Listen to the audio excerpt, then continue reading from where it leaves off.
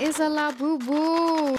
Influencer and collector Yumiko Kayahara says the appeal is simple. Right? They are so cute. They're so adorable. They put a smile on your face. Their vinyl figures sold in blind boxes, and Singapore-based writer Karen T says the thrill comes from not knowing what you will get. If there is a specific design that you want, you're going to have to try your luck really, and maybe buy a few boxes before you actually get the design that you want. Digital culture researcher Joy Wei says there's a behavioral element to it. The most interesting thing I find out is I see the psychology motivations, which is the gambling psychology in it. So actually, people know nothing about the brand, but when they start buying blind boxes, they keep buying it. There's definitely this design of enticing shoppers to get more than they would have maybe intended to in the first place. So how much did you spend on movies today? Maybe 300 to 400. And how many do you have at home?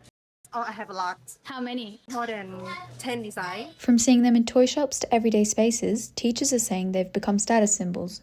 They kind of see it as an extension of their identity of some sorts. In Singapore, I also noticed that a lot of the students tend to put the toy in a little casing, like a plastic casing. It's definitely also a certain element of showing off, right? That you have like this special Labubu, you buy clothing to dress this toy in, and then you hang it on your bag and you walk around town with it. Media expert Dr. Jin Lee says trends take off fast when they're pushed by influencers and social media content. It kind of makes certain types of economy very flourishing out of the sudden because of this whole trend of virality on TikTok and also across the social media. And obviously influencers or celebrities play a lot key roles in there. She says algorithms push out content that may be damaging to children. So you kind of stick into this echo chamber about, certain types of content that becomes quite addictive and also can affect children's behavior, especially like children who don't have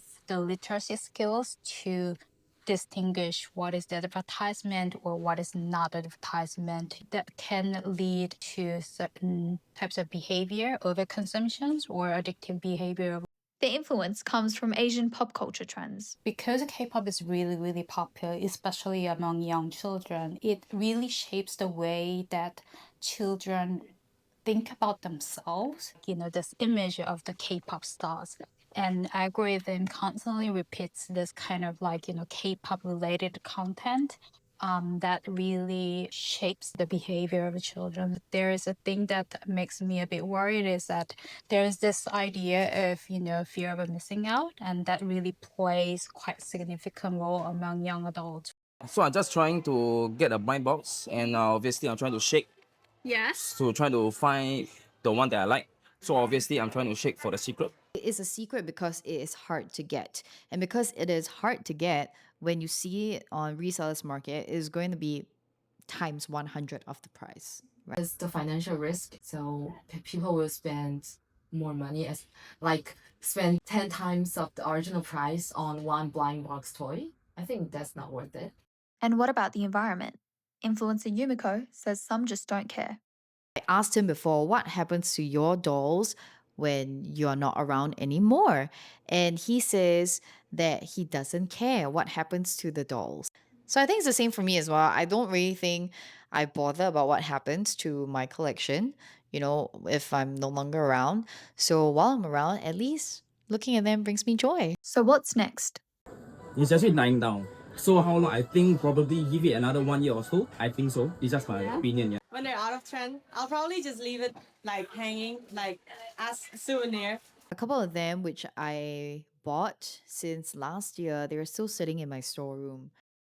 We are living in a complicated world. And a small toy, a small furry soft toy that kind of evokes memories of a happier time. I think there's a certain reflection of this seeking out of small joys as a contrast to this sort of very overwhelming landscape that we live in. It's the interconnection between all sorts of things that we have been living with or the social systems that we have lived with. So how that all kinds of things played out in pop culture is the manifestation of the cultural artifacts that we are experiencing today.